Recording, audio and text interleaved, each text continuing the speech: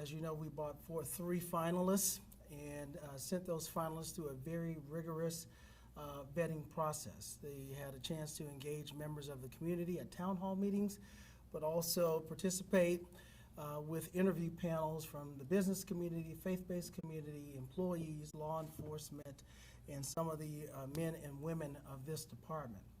And I am pleased today to announce the appointment of our next police chief at this moment.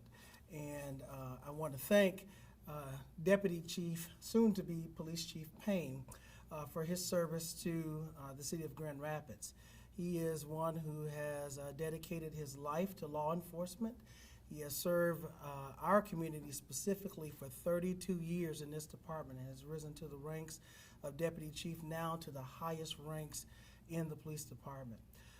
He is one who really wants to be here, wants to be in this community. He has love for this community. He could have threw his name in the hat in any other police chief process in the country. He's eligible for retirement. He could have been a police chief somewhere else.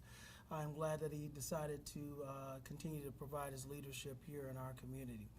I know that we as a community have a lot of challenges that face us, not only in public safety, but in many other areas. But I take comfort in knowing that Deputy Chief Payne is prepared for this challenge. I also want to thank and acknowledge for his work in interim leadership, David Kittle, Chief Kittle.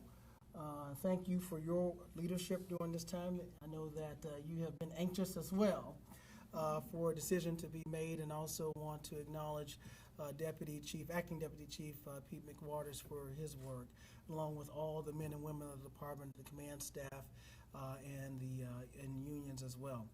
But again, this is a day in which we begin a new period of policing in Grand Rapids. Chief Payne, unlike many of the other candidates, is very familiar with the issues, and although he could start on Monday, we have discussed him taking some time off to breathe and prepare for the new start, and he's going to take an entire week off. And he will begin his new post on the 22nd. And we will have an opportunity, the command staff is preparing an opportunity for a very unique promotional ceremony in which we will have recognize him, and we will have more information forthcoming on that ceremony where the entire community can participate. But at this time, without further ado, I would like to present for us and hear for the very first time remarks from our newly appointed Police Chief Eric Payne.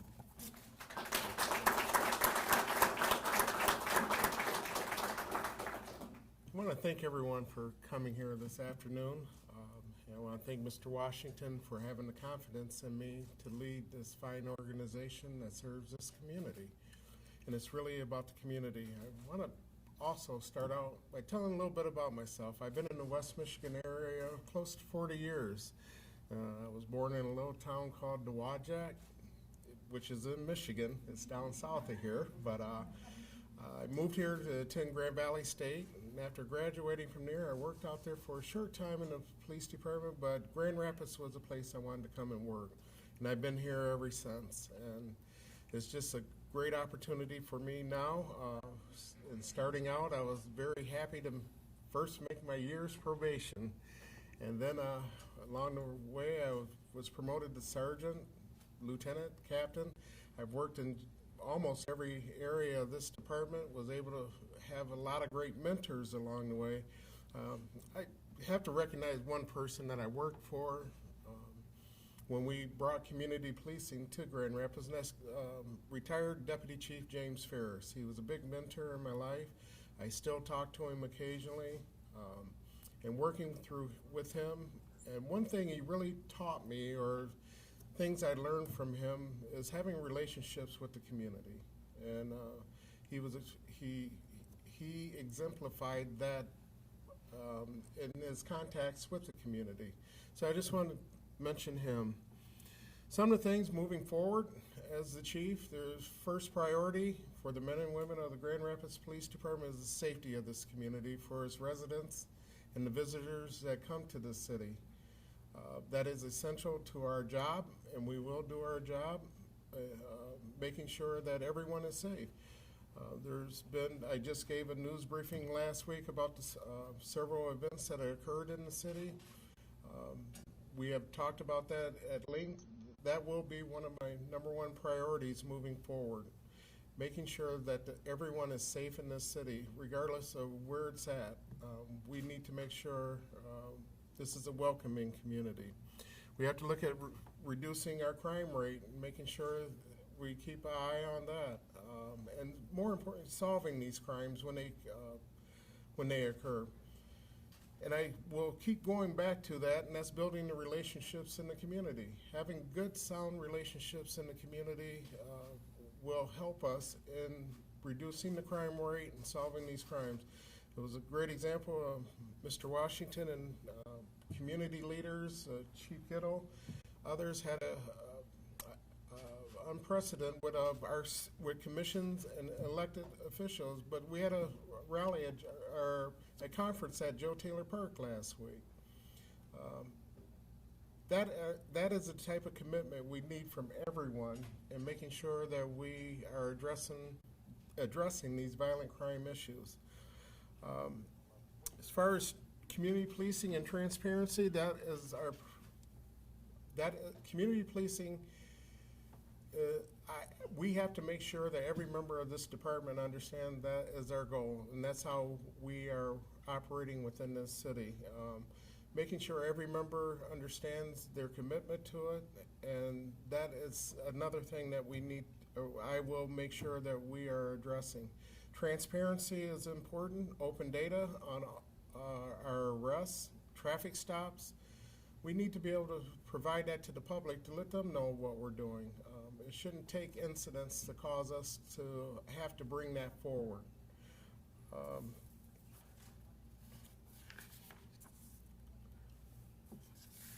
And again, like I went back to, or said earlier, engaging the community and having those partnerships, I think, are essential to doing that and being able to talk about those tough issues. That is what I'm willing to do. That's what the command staff, deputy chiefs are willing to do, and we will work toward that. We have to look at our staffing and our training that we provide our officers. We've had a number of studies that have been done over the years. We're really going to have to drill down into those studies and take those recommendations and make sure that we're putting those forward within the police department. There was a time there where studies were coming out when Chief Rohinsky was leaving. We really have to sit down and take a look at those and make sure we're implementing some of those recommendations that have been that were given to us by national experts. I was co-chair of the policy and procedure review that we conducted over a year long. There's a number of recommendations that we'll have to take a good look at and start implementing some of those that we have not already implemented. We have to, and when it goes to training, we have to look at our de-escalation and our cultural diversity or cultural intelligence of our officers, making sure they are serving the public well. All in all, those are three of the main topics that I'll be looking to address after my week's time away, but moving forward. And I understand these things aren't going to happen overnight, but it is something that we really need to focus on and make sure we're committed to doing. And I have the utmost belief that the men and women of the Grand Rapids Police Department will step up and we will continue to serve this public well. With that, I will take some questions, or if there's any questions. Chief, people are going to look at you coming in with 30 years on the force as kind of maybe a business as usual choice. Is that what you are, or are you really looking to make changes in the department? Kind of what is your focus going forward in terms of what needs to be done in the department? Sure. One thing, there are a lot of good things that are occurring within the department with CALEA certification. And in those studies, they bring out that you have a good police department. But there were certainly recommendations, and I've outlined some of them that we need to look at. And those are the changes I'd look to implement and address moving forward. It will not be business moving as usual moving forward. There will be changes to the Grand Rapids Police Department.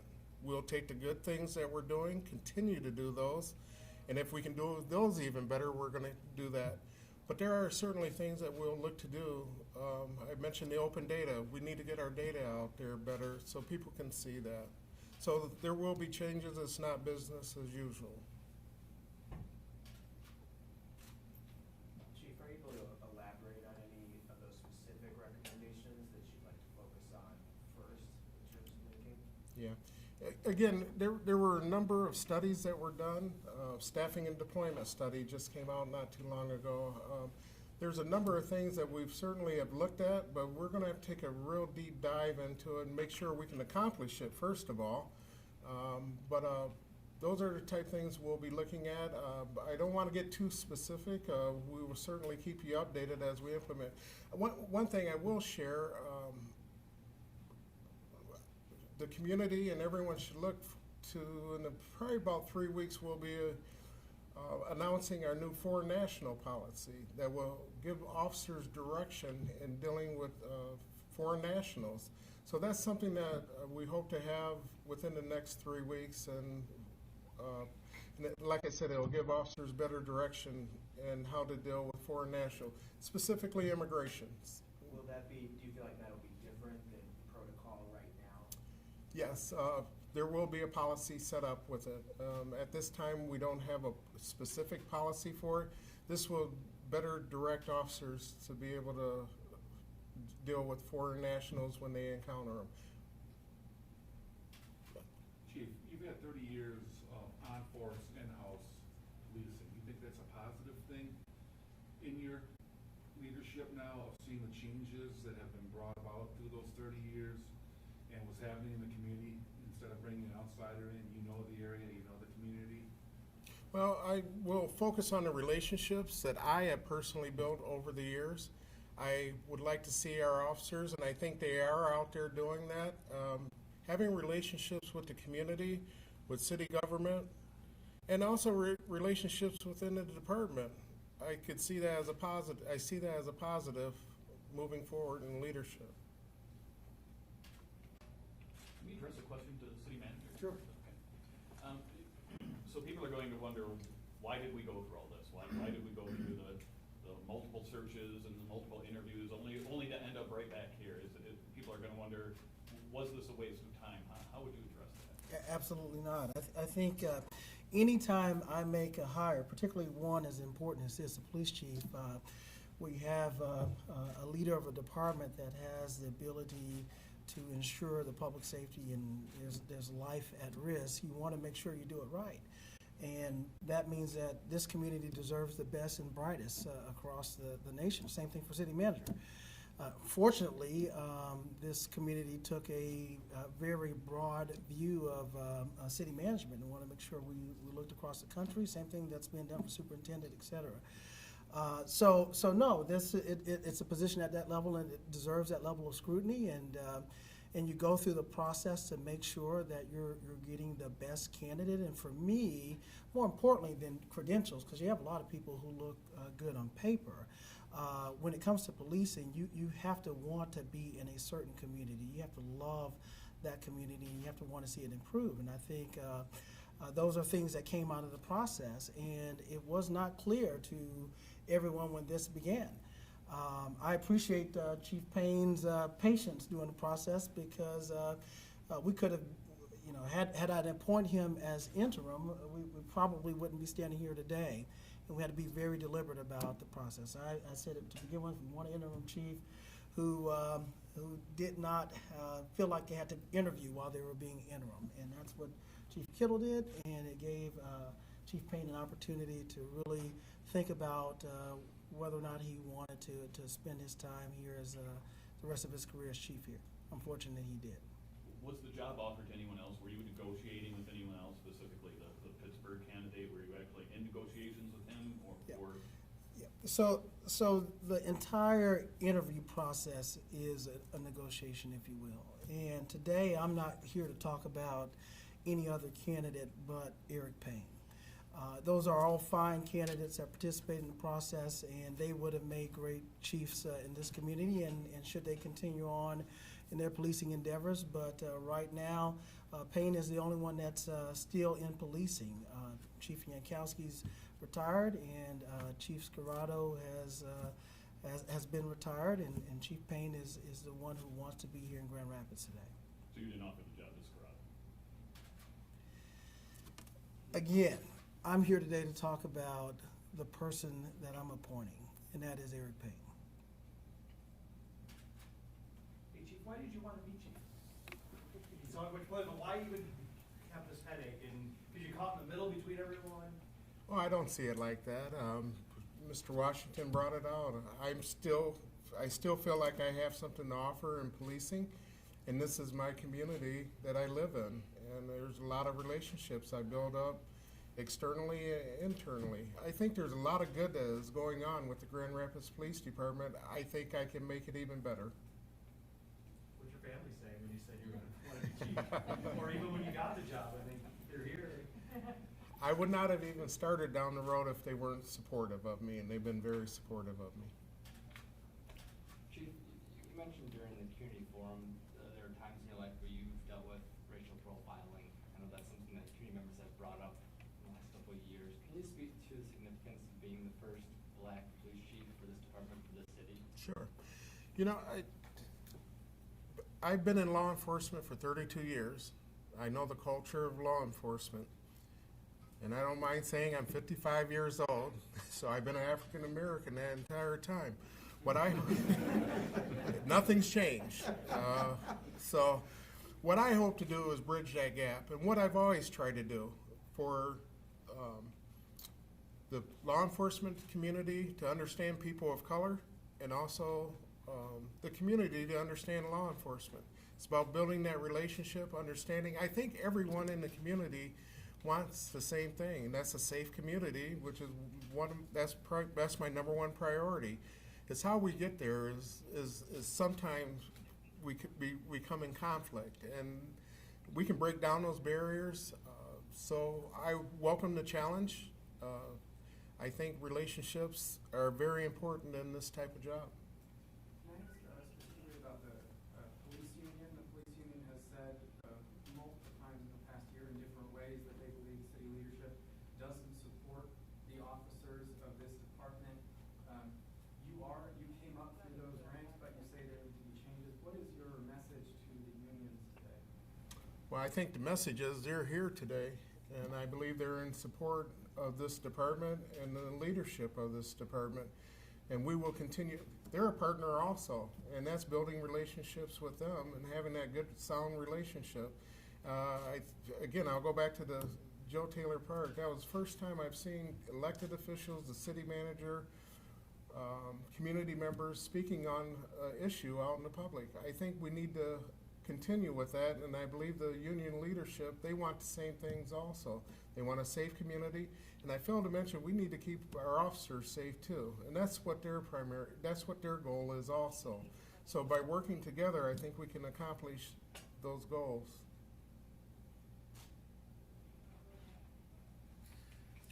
Let me Yes. do we have another question? Yeah. So what's the two two deputy chief positions? Have you made a decision on are these two gentlemen here going to be in those positions? Or? That's in his court. It's in my court. What I want to do is take a week off. That's not answering your question, but that's something we'll have to sit down and discuss. Make sure, see where we're at, see if they're interested. Obviously, Deputy Chief Kittle is in that position. So this does create a deputy chief's position. We'll have to sit down and discuss that with them. If no other questions for the chief, I just want to reiterate, Chief Payne has my 100% support, as well as our city commission and the entire executive leadership, top management leadership. We want to see him successful. This community wants to see him successful, and therefore we want to see our entire department successful. And that's my commitment. I said that from the beginning. I wanted somebody who wanted to keep us safe, who was tough on crime, but who was also able to build community relations. We know that we have areas to improve in all of those areas, and I believe that we can make progress moving forward. So you'll be hearing updates periodically, and we'll be back. I think we have another presentation on pure violence towards the end of this month. And that will be an additional opportunity for the chief to give some perspective on what he hears as recommendations moving forward and other ways to keep this community safe. Anything else? You want to close it out? Sure do. All right, so I just wanted to thank you all again for being here, and let's celebrate this great day in our city.